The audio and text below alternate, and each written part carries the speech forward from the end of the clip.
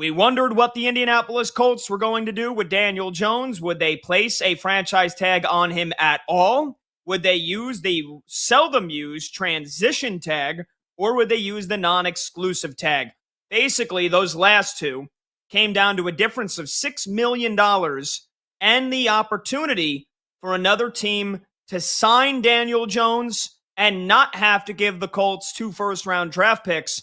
They're taking the riskier route. They're using the transition tag. And so that's $6 million cheaper.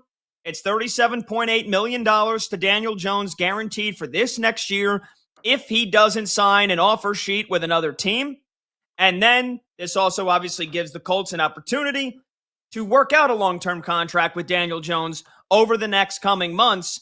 But Brad, this is opening the door for another team to potentially say, here, Daniel Jones, we'll actually give you 2 years or 3 years, maybe $25-30 million a year.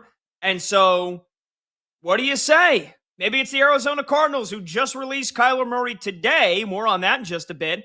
But the Colts are definitely, on paper, going with a bit of a risk. That being said, Brad, I can't see anybody else offering Daniel Jones multiple years here. He's coming off of a torn Achilles. He swears he's going to be ready. Well, not swears, but he thinks he's going to be ready by week 1 for the Indianapolis Colts. And they don't really have a backup option right now other than the great Notre Dame backup of Riley Leonard. So the Colts, they're taking a risk, but they use the non-transition tag, and then it definitely means something else for their wide receiver, Alec Pierce, as well, because they can't tag him. So he is essentially going to become a free agent. Whether he signs with the Colts or not is up to him. But the news on Daniel Jones, it's the transition tag. He can sign with another team. The Colts would have to match that offer. But this is definitely a risk that Indianapolis is taking in their efforts to try to procure Daniel Jones for the long term. Oh, it's a mild risk. I mean, clack and roll the dice. I still think they're going to splash the pot and get rich off this deal. Yeah, they just had to shell out a pretty penny to retain him with the transitional tag, Daniel Jones. But nobody's going to kick the tires on some damaged goods. You mentioned the Achilles injury. We're going to see when he's going to be able to get back on the field and perform at a high level. And, he's obviously a PUP candidate to begin the regular season. But we got miles to go before that determination. But I don't see any other team stepping in and placing an offer sheet in front of Daniel Jones and company. I think this is purely a fiscal and economical move by the Indianapolis Colts, saving a couple of pennies here and there. The indications are with Alec Pierce that they're going to try to sign him to a long-term deal. And, apparently between the agents of Alec Pierce wishing to stay in Indianapolis, and some of the reports that we've seen surface today, that may be further down the road than some of us have anticipated. So, look, I think Pierce, come week 1 is still going to be a member of this organization. I think Daniel Jones come week 1 is still going to be a member of this organization. It's undetermined if he's going to be able to start in week 1. I think it's going to be Riley Leonard to apply the Band-Aid until he gets back.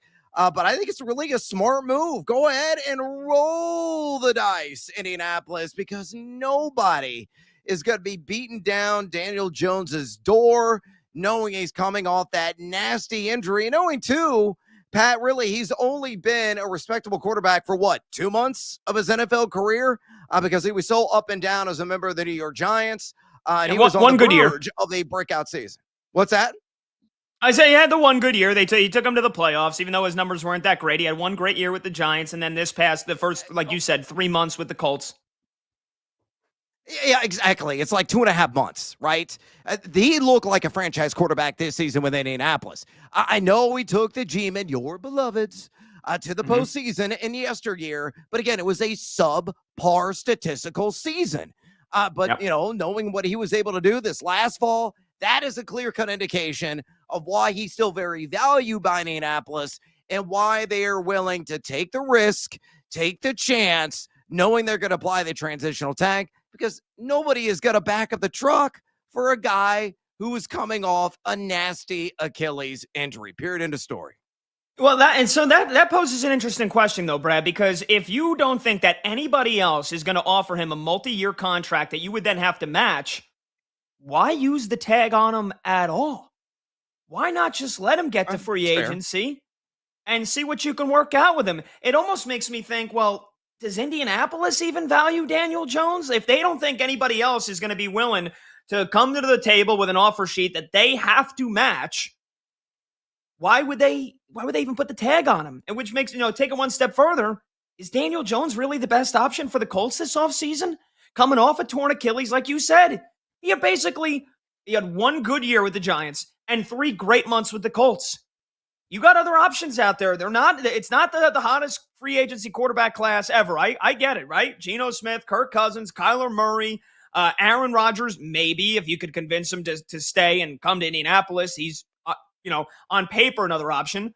But like Daniel Jones off a torn Achilles, is he worth having to put the transition tag on in the first place so that you make sure, to lock him up for a long-term contract?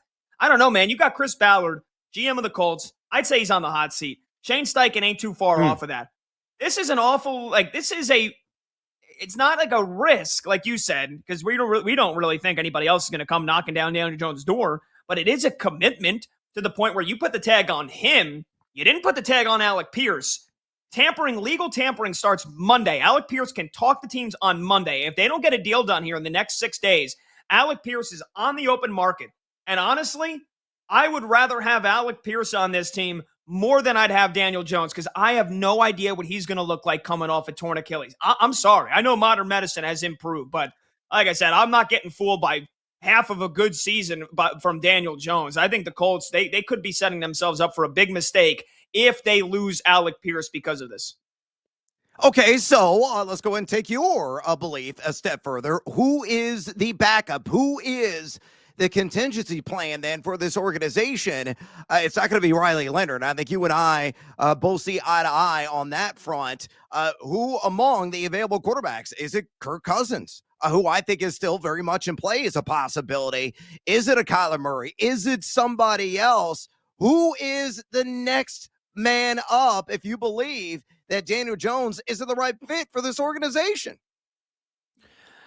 Honestly, I'm not sure.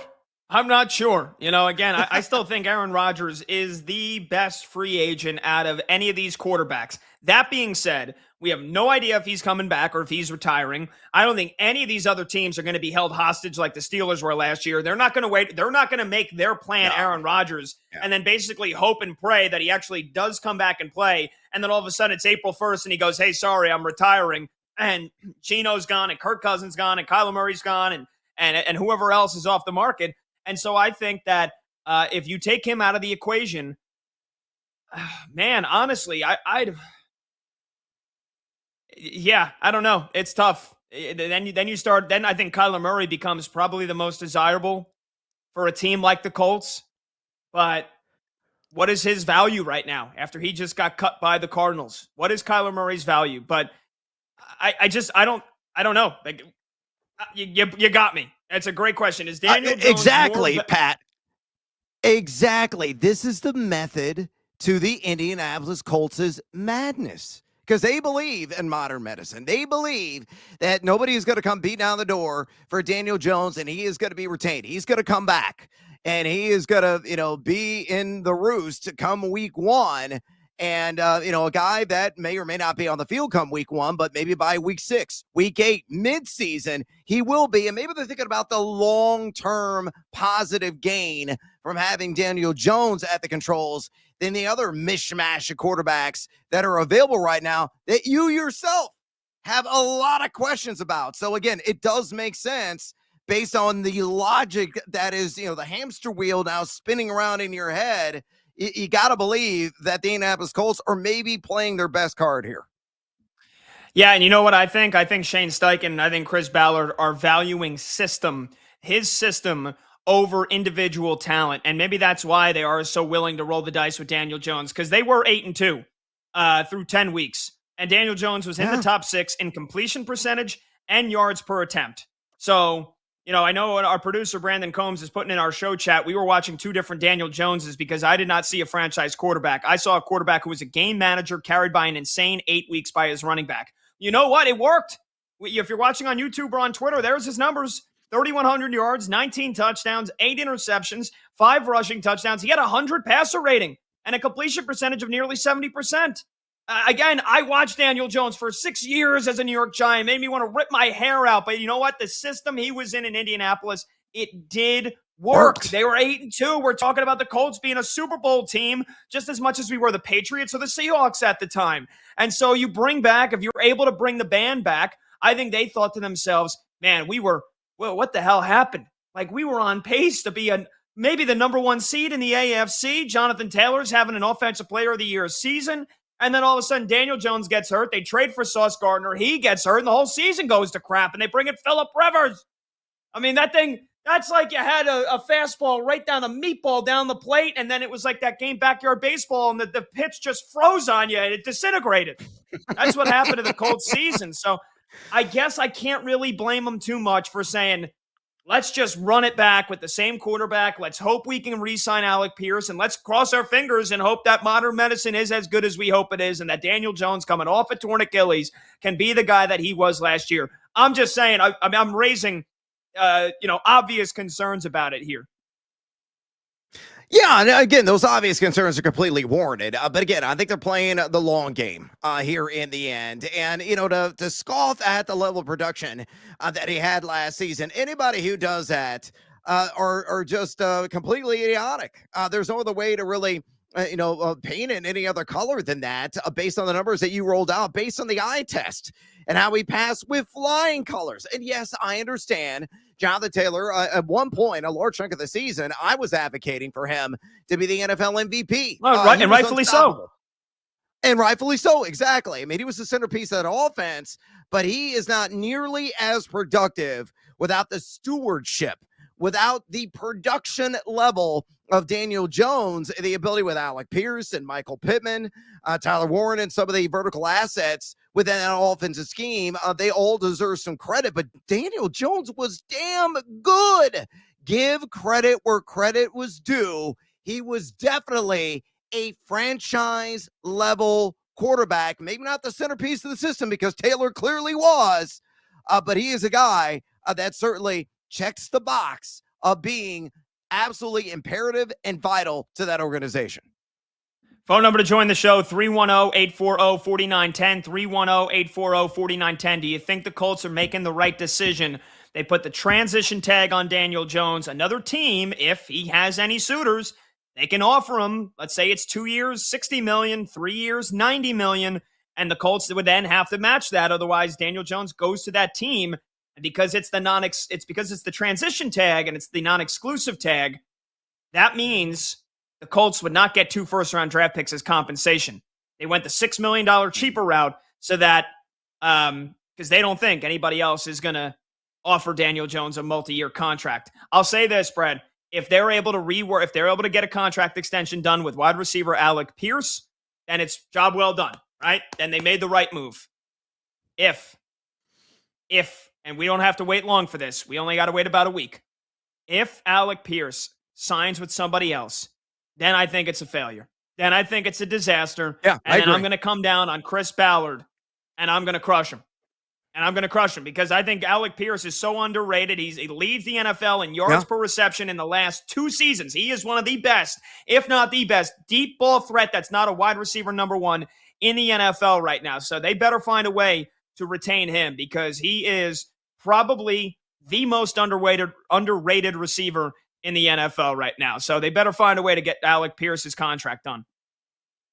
Yeah, maybe that's why they decided to put $6 million in their pocket with this Daniel Jones move, because they're like, hey, well, we got to give Alec Pierce all of the cash money, the complete haul, to ensure that he's going to remain there in the Circle City. And you're right, man. His separation skills, his leaping ability, his contested catch rate in those mano-a-mano situations outside the numbers were unreal. And I know this because I was their team better on him for like longest catch markets every single week, because you knew that he was getting like 2 to 4 opportunities beyond like 25, 30 yards. Is why he was one of the pack leaders in total air yards last season. Alec Pierce, you're right, man. He is the Rodney Dangerfield of wide receivers. Give the man all the respect in the world because he is one of the premier field stretchers in the National Football League. Yes, I was just looking to see what his longest catch was in each game this season. Let me see if I can pull that up here in the next 5 seconds. Yeah, Alec Pierce had a 36-yard catch in week 1, a 44-yard catch in week 2, a 48-yard catch in week 6, a 50-yard catch the week after that, 36-yard catch the week after that, 37-yard catch, and then in the last game of the season, he had a 66-yard catch. So, like you said, deep ball threat. That's Alec Pierce's middle name. The Colts have to find a way to get a deal done with him.